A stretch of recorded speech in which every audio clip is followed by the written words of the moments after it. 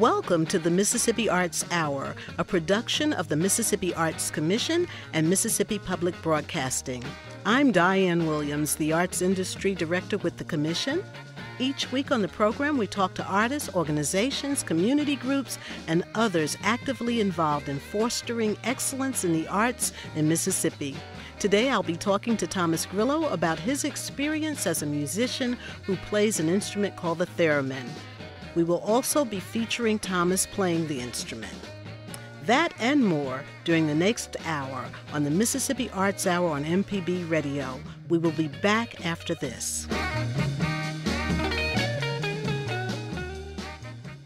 Welcome to the show. This is Dian Williams, Arts Industry Director for the Mississippi Arts Commission. In the studio with me today, we have a new staff person that's working at the Mississippi Arts Commission. And before I begin the show, I want you all to meet her. Her name is Mary Margaret Miller. She's our new Mississippi Heritage Director, and that position formerly belonged to Larry Morrissey at the Arts Commission. He's now our Grant Administrator. Mary Margaret, say hello to everybody. Hello, everyone, and thank you, Diane, for having me here today. I'm really excited to be part of the Arts Commission. I want her to do what I did. I want her to dive right in and just get acclimated to everything that's going on. And today we have a wonderful guest who is so appreciative of him taking his time to come and be with us. His name is Thomas Grillo. Welcome to the show, Thomas Grillo. Thank you for having me. I'm glad to be aboard. You have an interesting instrument that you play that we want to share with everyone. And we're at a bit of a disparity here because the people in our listening audience cannot see the instrument. What is the instrument that you play? Well, the instrument is called a theremin. It's an electronic musical instrument, and it's played without being touched in any way. They were invented back in 1919 by Russian radio physicist named Leon Theremin, and they were later produced by companies like RCA, Victor back in the 1930s, and Moog Music later on. They're really an addictive instrument. A lot of fun. How did Mr. Theremin come about discovering this instrument? Well, he discovered it. Well, he didn't really discover this, but he observed an interesting phenomenon we now call the theremin effect, which is an effect where if you walk up to a TV or a radio that uses an antenna, you can change how it receives just by reaching out to the antenna or touching it. In his case, he was trying to solve a radio reception problem where he was hearing a high-pitched squeal. And he later figured out, being a musician himself, that he could find a way to convert that into a musical instrument. So he learned how to amplify the signal and created special antennas for the device and hooked it up to an amplifier and a speaker. And boom, you had a nice little musical instrument called the theremin. That's incredible. The theremin, let's see if we can describe it. Help me to describe it. Is it made of wood? Yeah, theremins they can be made out of wood or plastics, or really just about any kind of containment material. Mostly they're made out of wood. Do you get different sounds from one that's made out of plastic? No, you don't. You can actually get totally different sounds just from the way the electronics are made. And it really doesn't matter if it's in a plastic box or a wooden box, or even metal in some cases. So there's a box. Now, what's electronic about this box? Well, inside the box, you have a little electronic circuit board. And, of course, you have the usual components, resistors, diodes, transistors, maybe a chip or two. And on this board, there's a couple of devices called oscillators. They're found in radios as well. But in theremins, these oscillators, you may have two oscillators. They may look like transistors in the case of a modern theremin, or tubes in the case of an old RCA. These two oscillators create a beat frequency that is so high we can't even hear it. So many beats per second. We can't even hear it. It's like 250,000 beats per second. Can dogs hear it? Dogs can't even hear that frequency. But if you put these two oscillators together on the same circuit and detune one of those oscillators down just by maybe a few beats per second, and that's not much, you'll get what's called an undertone, an audible tone that we can hear that's within the range of a piano. And anyone can hear that. Okay. And that principle is called heterodyning, which means differing energy. You know, this is interesting. I would imagine that teachers could share this kind of information in the classroom with the students. One place I found on the internet where I could learn more about the theremin was under Wikipedia. That was one place. But you also have a website, thomasgrillo.com. Yes. Which is easy to remember, where we could go and see you actually playing the instrument. So everybody run to your computers and look right now, because you don't want to miss this. We all become little children when we see someone playing the theremin. It's so unusual. And the sound, I would say, is sort of strange and evocative, sort of eerie at times. Is that right? Oh, yes. And why did you want to learn to play something like that? Well, actually, it all started back about 2.5 years ago. A close friend of mine who's totally blind was having me help her look up keyboards. She wanted a particular model and couldn't find one, so I looked it up. And while I was at a particular instrument dealer, an online dealer, I noticed out to the side Moog theremins, and looked at the picture for a moment. I did not even know what a theremin was at that time. Didn't even know how to spell it correctly. And I was looking at it and said, they still make these things? And so I went in and bought one, tried it. You just purchased one after just seeing it, and you had heard it? I did. Yeah. I'd never heard, well, I'd heard it in movies, but never knew what it was. And I said, oh, that's what they used for Day the Earth Stood Still and some of these other old 50s sci-fi movies. Yeah, I think the instrument is played in a movie called Spellbound. Exactly. The Lost Weekend, and The Day the Earth Stood Still. But the theremin also is played in this century, in the 20th and 21st century, as avant-garde music, with new music. Oh, yes. And even with some rock music. Is that correct? Indeed. And I can't even imagine. I'm going to listen. I love rock music, so I'm going to start listening out to see if I hear a theremin instrument. And I love old movies, and my mind is just flashing, thinking back to all the old movies that I've heard where the theremin instrument is being played. Now, you're located here in the Jackson area? That's correct. I want to ask you a little bit more about yourself as an individual and as a musician and as an artist in just a moment. If you just tuned into the show, this is Dian Williams, and you're listening to the Mississippi Arts Hour on Mississippi Public Broadcast. And my guest today is Thomas Grillo, and also in the studio with me is Mary Margaret Miller. Say hello, Mary Margaret. Hello, everyone. She probably will do the show from time to time. We're finding such interesting guests in and around the state. And so you're from the Metro Jackson area, Thomas? Yes, I've lived here since about 1980, when my parents retired from the military and moved up to Jackson from Biloxi. And so, we've moved around quite a bit when they were in the Air Force. But we settled here in Jackson in 1980. And basically, ever since then, I've been participating in the Mississippi Opera Chorus. So you've sang with the opera? Oh, yes. Oh, wonderful. I usually just sing with the chorus, Okay. But I've also sung with Jackson Choral Society, the Magnolia Chorus, Barbershop Chorus. I just basically keep myself busy that way. So you have an interest in choral music, and did you play any instruments prior to the theremin? Oh, yes. Back when I was in high school, I played the flute, and of course before that I played the violin starting at about age 7. I played those instruments for about, 12 years. Okay. Can you give me a parallel on how those instruments relate to the theremin for someone that may not have a musical background? Tell us a little bit more about the instrument and how we connect to musical scale, how we connect to volume, sound, soft, low, some of the eerie sounds. How do we get treble?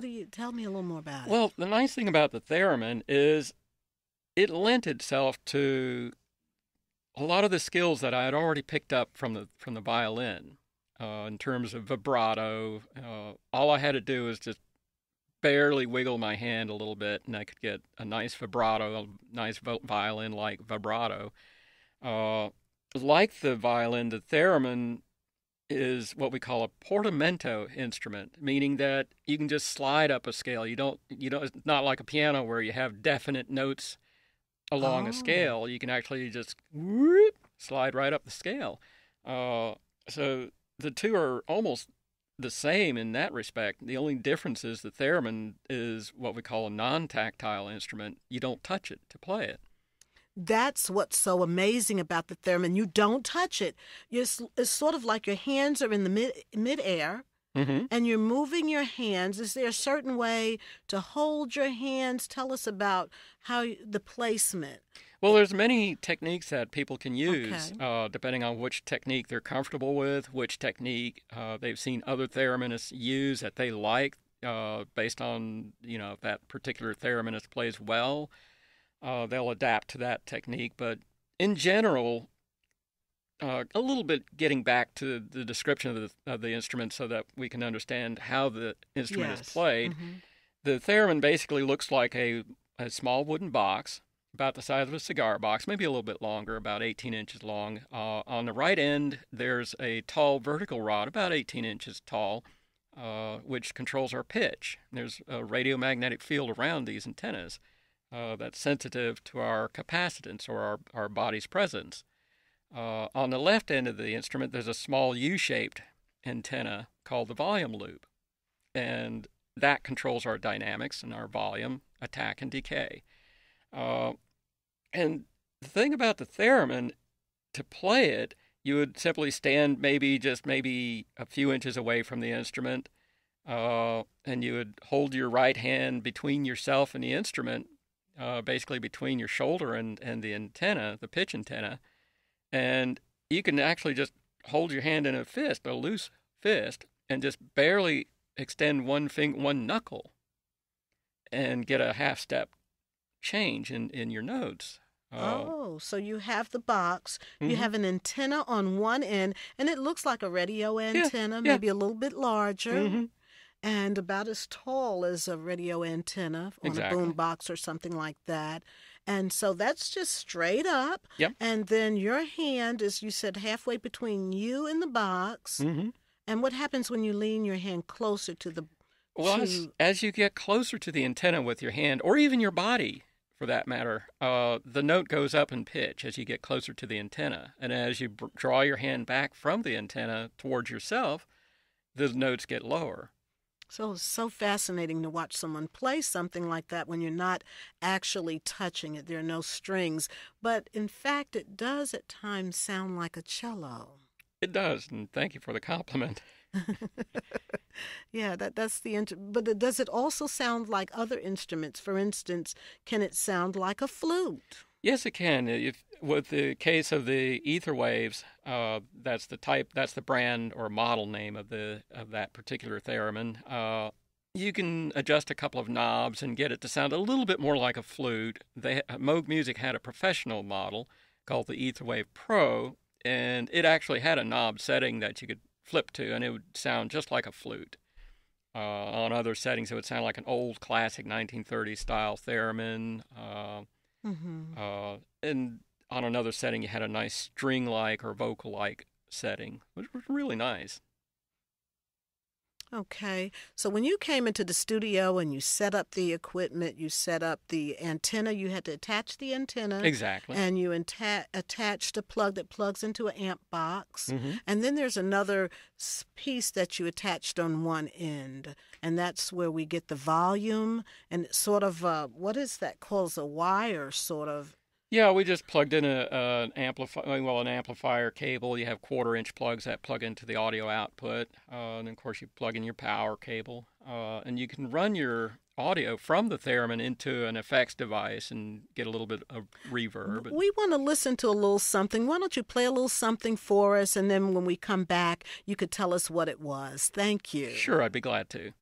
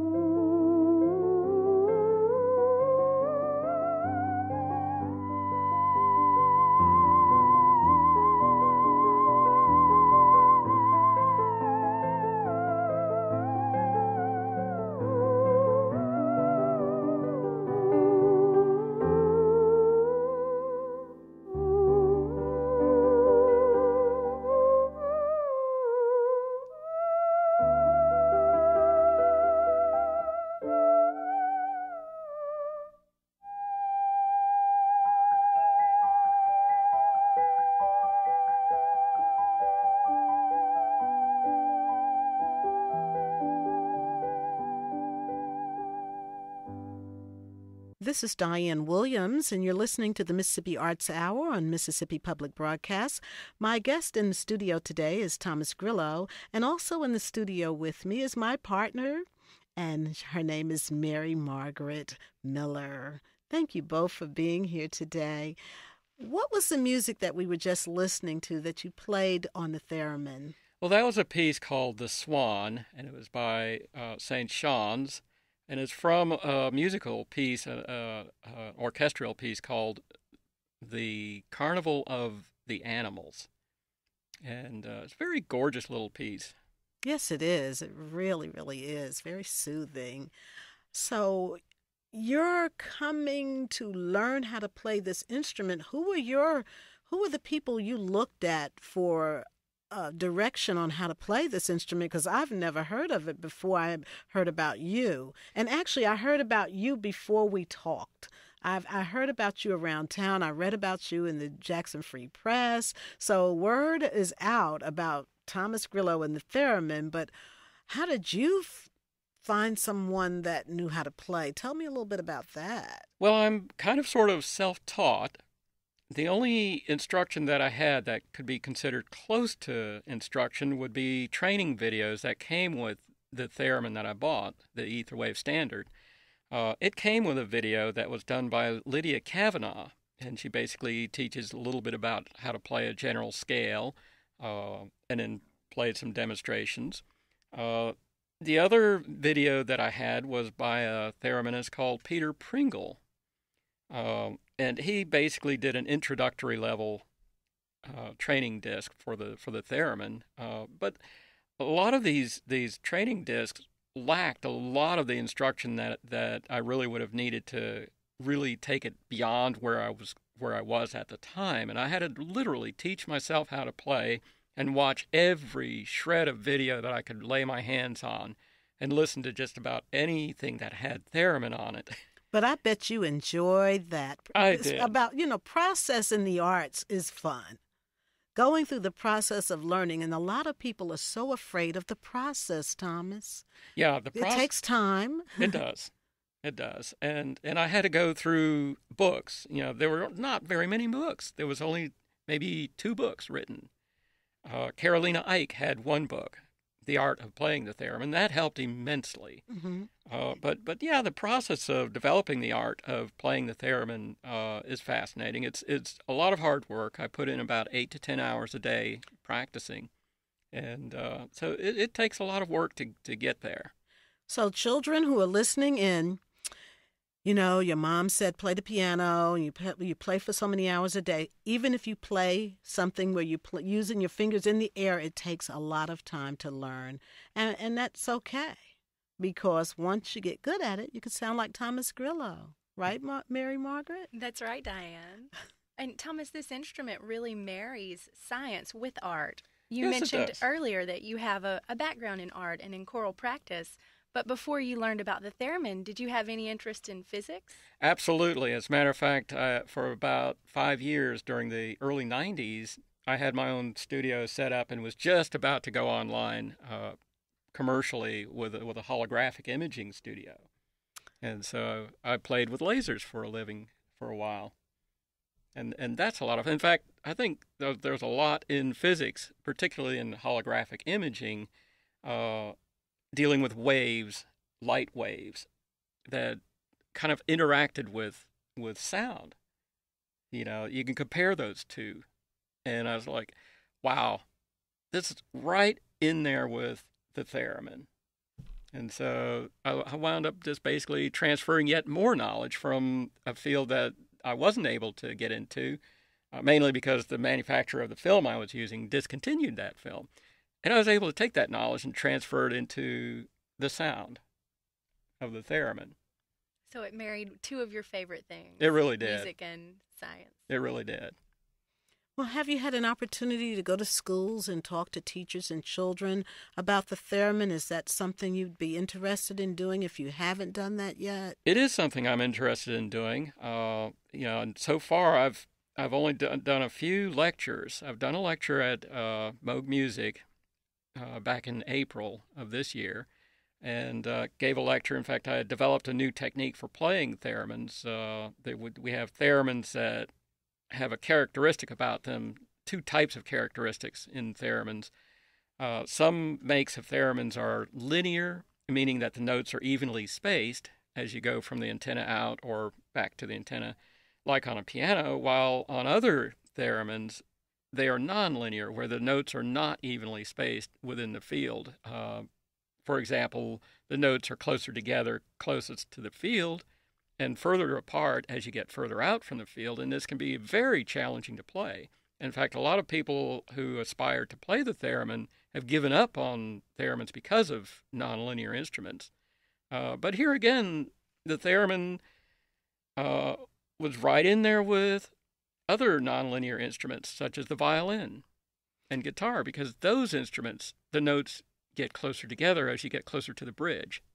This is Dian Williams, and you're listening to the Mississippi Arts Hour. My guest in the studio today is Thomas Grillo, and also in the studio with me is Mary Margaret Miller. She works at the Mississippi Arts Commission, so she'll be a new voice that you'll be hearing, and she just fits right in, joins right in, and we're just so pleased to have her on staff at the Arts Commission. Well, thank you for bringing me in today, Diane. Thank you. So this just is fabulous. So, okay, you learned about the theremin, and then from what I'm understanding is you had a desire to share that with others. So what did you do? Well, basically, after about my first year of learning the theremin, I went ahead and I looked online for instructional videos and still couldn't find any. And then I saw a note left at one of the Theremin World forums, where someone may have been just jokingly saying this, but said, why hasn't anyone posted a YouTube video teaching how to play the theremin? Yes, there's a concept. So I whipped out my camcorder and started shooting video and started teaching the basic concepts. And eventually I'm planning on releasing a commercially done DVD. So have you received any feedback? I know with YouTube, you can pretty much surmise how many people have gone and checked out the YouTube video. Exactly. At my YouTube page, which is www.youtube.com/Thomas Grillo, I can go in and look at my videos in my account, and I can see exactly how many people are watching my videos. And because I'm a YouTube partner, I also get insight into who's watching these videos and where. Oh, really? What does that mean? That means that I can go in and look at the demographics, and it'll show me what parts of the world are watching the most. Can you tell if someone's a repeat viewer? Well, YouTube doesn't have that set up yet, Okay. where you can tell if an individual is a repeat viewer. I can find that out on my website if people are repeat viewers on my website. Still can't find out which individuals, which is okay, that's private. But with YouTube, you can at least see how many views you're getting from a particular state, the demographics of male versus female, age, etc. Really? Exactly. So That's nice. it's a wonderful tool. So it really helps me helps guide me in terms of what I need to be doing. So for anyone else wanting to get into that kind of technology, is there a certain length of time that you can film? Yes, YouTube for general users limits the time to about 10 minutes. Okay. I think it's 10 and a half minutes actually. That's a good time to have a learning demonstration It is. or tutorial, isn't it? It is. And now that I'm a partner with YouTube, I'm allowed to do as long as I like. Okay. So you've created a video, just one, or? I've created 6 lesson videos, a total of 31 videos, which include music as well as the 6 instructional videos. I'd love to hear a little bit more of your playing the theremin. What will we listen to now? Well, coming up next, I have Vocalese, which is a Rachmaninoff piece, and the pianist was Peter Nagy. It's a very wonderful piece, very moving. Okay. Well, let's listen to it and we'll talk about it. Sure.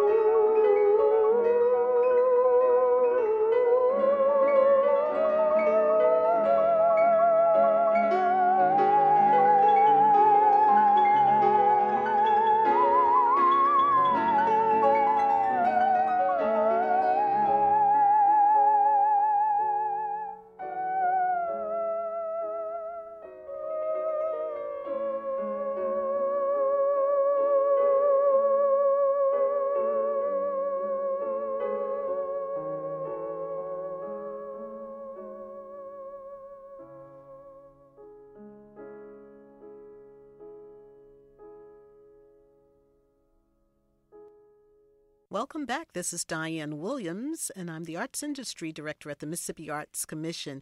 You're listening to the Mississippi Arts Hour, and my guest today is Thomas Grillo, and we've been talking about an instrument that he plays called the theremin. But he is an accomplished musician who's played other instruments as well, and he's also a choral singer with a number of groups in and around the metro area.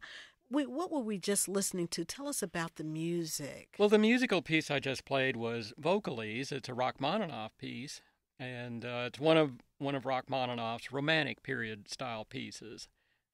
Very moving piece. I really enjoy playing that piece. And accompanied by piano. Exactly. The pianist was Peter Nagy on piano. Okay. Was he also the pianist for the first piece?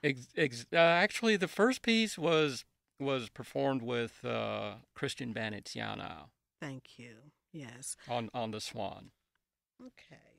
So, when we hear the theremin, it almost sounds like humming. Has anyone ever said that to you? Yes. What are some of the anecdotes you receive from people? Oh my goodness. I've had people leave comments on my YouTube page saying, he's got some woman hiding behind the wall in his studio singing.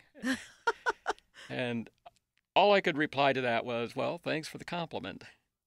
And I guess that's because of our limited knowledge. When we see someone playing with their hands in the air and they're not touching anything, and we have no point of reference for having seen anything like that before, we want to find some reasoning to determine what could it be. And then you have a way that you're standing there so professionally as you play that we might think you're humming.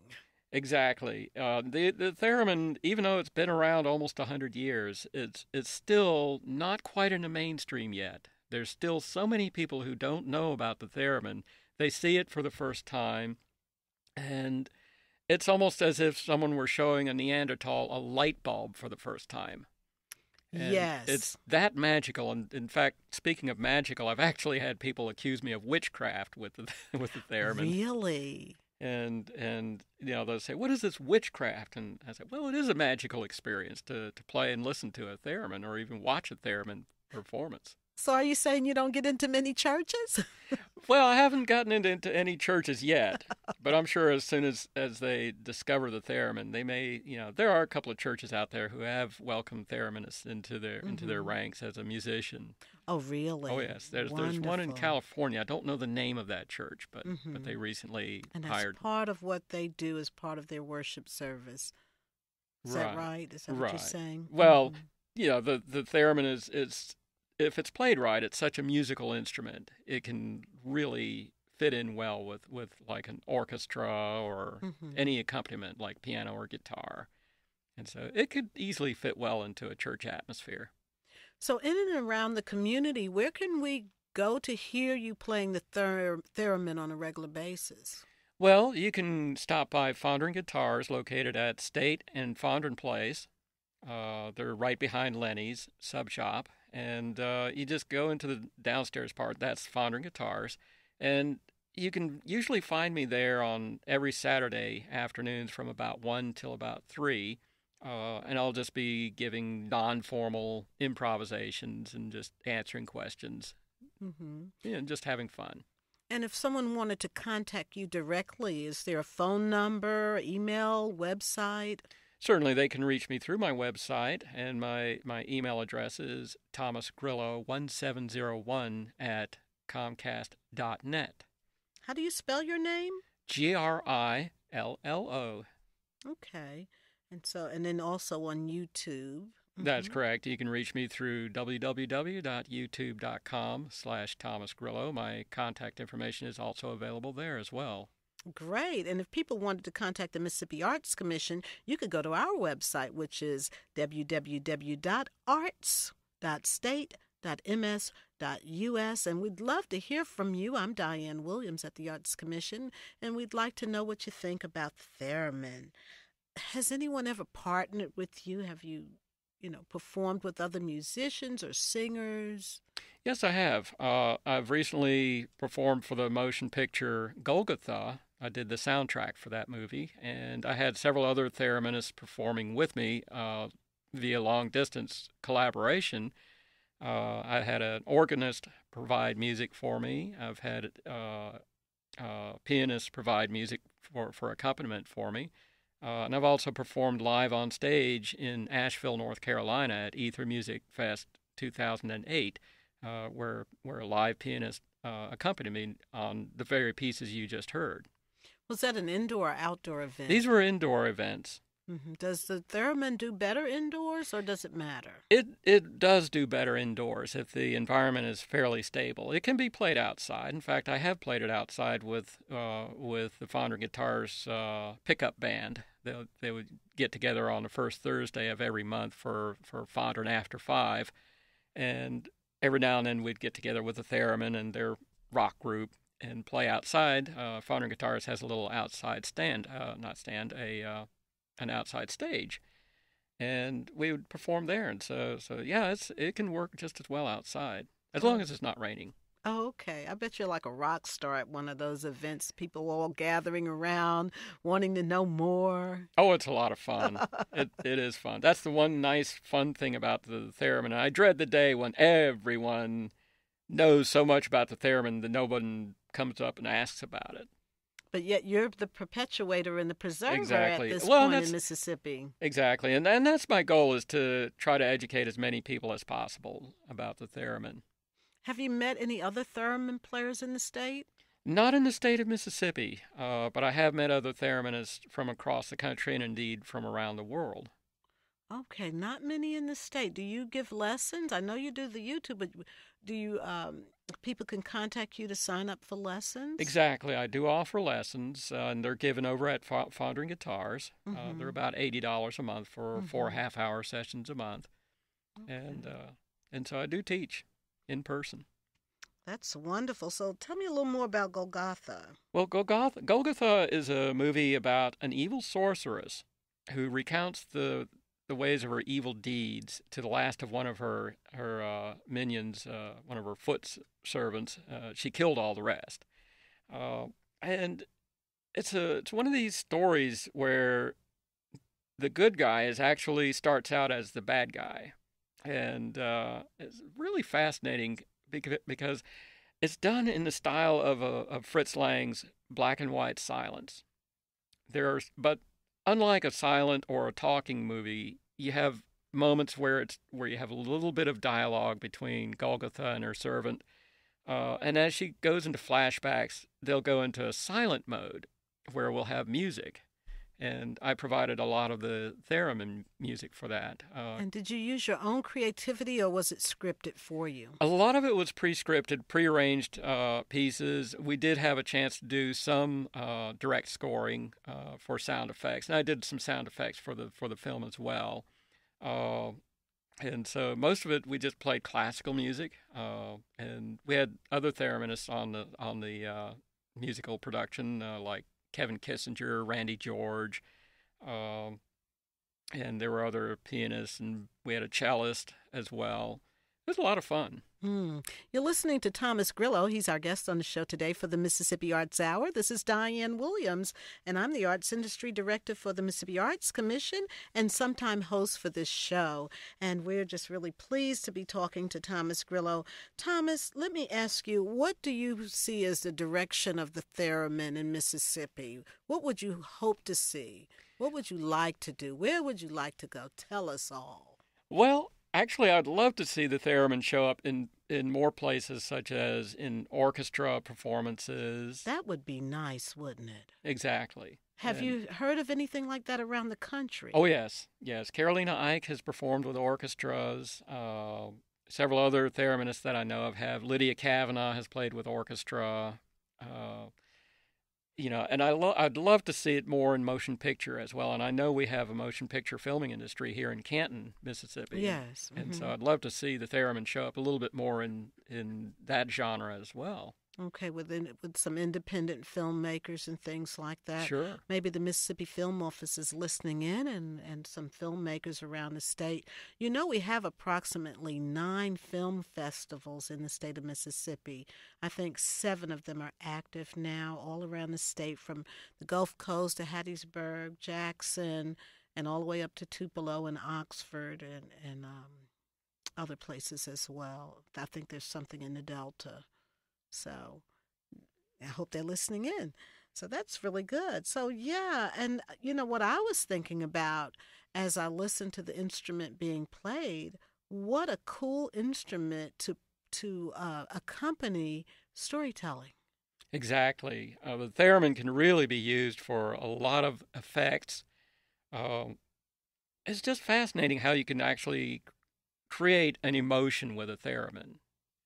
So you can create emotion, and what is it that you're doing that helps to create that? Is it volume and? It's a little of everything. You can just with the simple wave of a hand, you can start out just very smooth and just barely start wiggling your hand and create a vibrato, and you create that spooky vibrato effect that you might have heard in 50s sci-fi movies. Mm-hmm. So you can really, if you're not careful, you can go overboard with the emotions with a theremin. Yes, I imagine you can. I imagine you can. And that's one of the things that attracted me to the instrument is I notice it picks up on everything you do. Just sort of energy in the room, in the air. No, well, I guess as you get close to it. Yeah, and everything you do around the theremin, if you're the least bit nervous or the least bit upset, the theremin's going to let you know. It's going to respond to every little movement you make with your hands. If your hands are jiggling a little bit, if you're nervous, it's going to reflect that. Oh, I didn't know that. And that's something you don't get with a violin or a flute. You can get a little bit more emotions with a flute or a violin, but not as much as with the theremin. Mm-hmm. It's that dynamic. And is it spelled theremin? That's correct. For those that want to know more about the theremin and want to look it up. Well, that is great. So I could see you partnering with others. I could see you with the symphony. With what are the complementary instruments that work well with the theremin? We know that the piano is one. Exactly. You mentioned the entire orchestra, exactly. But what's the most complementary, if you were going to do a duo or work with a small core group of musicians? Well, I recently had the pleasure of playing with someone who had a guitar, an acoustic guitar, and I found that theremins really sound good with acoustic guitars or other stringed instruments, actually. Okay. Yeah, but piano works just as well. Mm-hmm. What instruments do not work well with the theremin? I don't know of any instruments that don't work well with a theremin.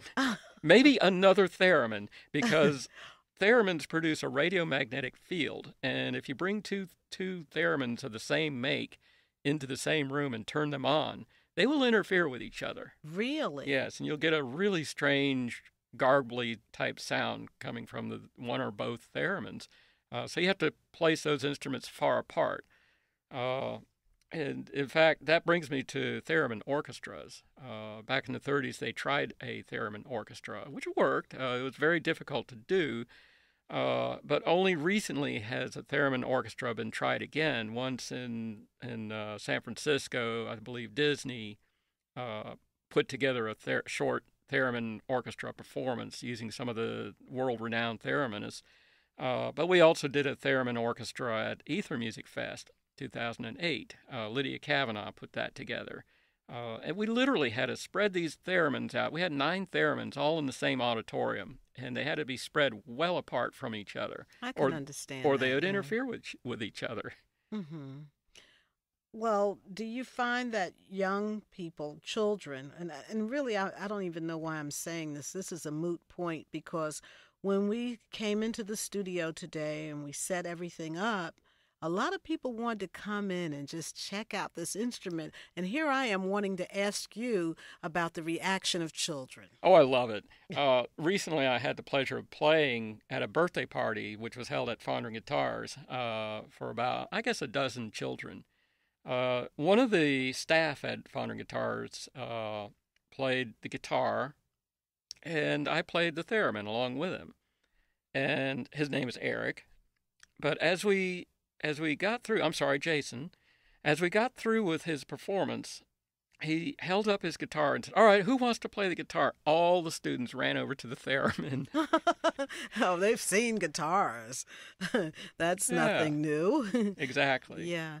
And it doesn't do any damage to the theremin to allow people to play it. No, it's one of the few instruments that you can actually feel good about. Say, hey, you want to try this theremin? Yeah. And they're not going to drop it. You know, Yeah. it's not an instrument that's going to get dropped. They're not going to bruise it. They're not going to No. wear it out. No, it's anyone can walk up to. You can let anyone try it. You know, it's even your most expensive theremin, like an Etherwave Pro, you can let someone try out and not worry about it getting harmed. Well, it has been a pleasure to have you as a guest on the Mississippi Arts Hour. Thomas Grillo, thank you very much. Thank you for having me.